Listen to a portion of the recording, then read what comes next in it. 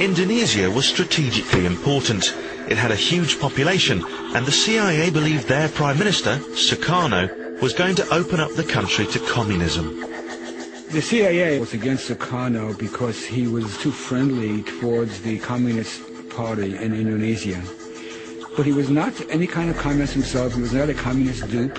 But he was, to a certain extent, a Democrat, and he felt that communists had the right to be in the government. But that for Washington, that was much too much.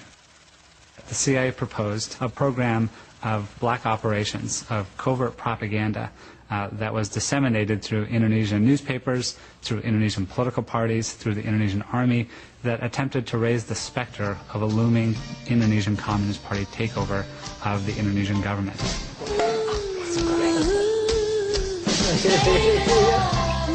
The CIA made a bizarre decision. They tried to blacken Prime Minister Sukarno's name by making the world's first celebrity porn film. They hired a Sukarno lookalike and filmed him enjoying the company of a young lady who wasn't his wife. But the CIA failed to realize that Sukarno was already a famed womanizer, and this home movie had no impact at all on his popularity. So when this amusing attempt to get rid of him failed, the CIA turned to something a lot less funny: black operations. Black operations are top-secret or illegal missions which the CIA perform for the US government that aren't supposed to come out in the open. Its more serious covert operations in Indonesia were aimed at doing something which was of much more questionable moral legitimacy, sowing confusion within Indonesian society so as to provoke an armed clash between the Indonesian army and the Indonesian Communist Party, which the CIA fully anticipated and hoped would result in a bloodbath and allow for a military takeover of the Indonesian government. On the night of September 30th, 1965, a low-ranking soldier kidnapped and murdered 6 Indonesian generals.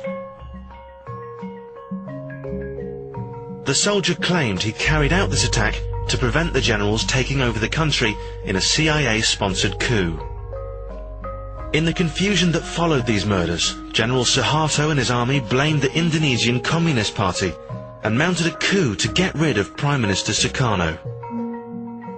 The CIA had got what they wanted, and Sukarno was driven from power.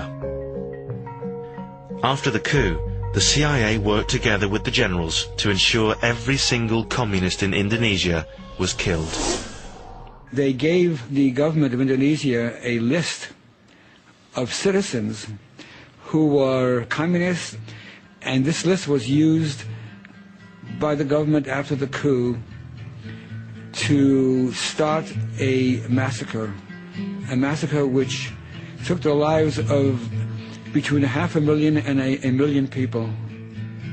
The United States government, led by the Central Intelligence Agency, helped to facilitate these massacres by providing various forms of communications equipment, money, and small weapons to the Indonesian army.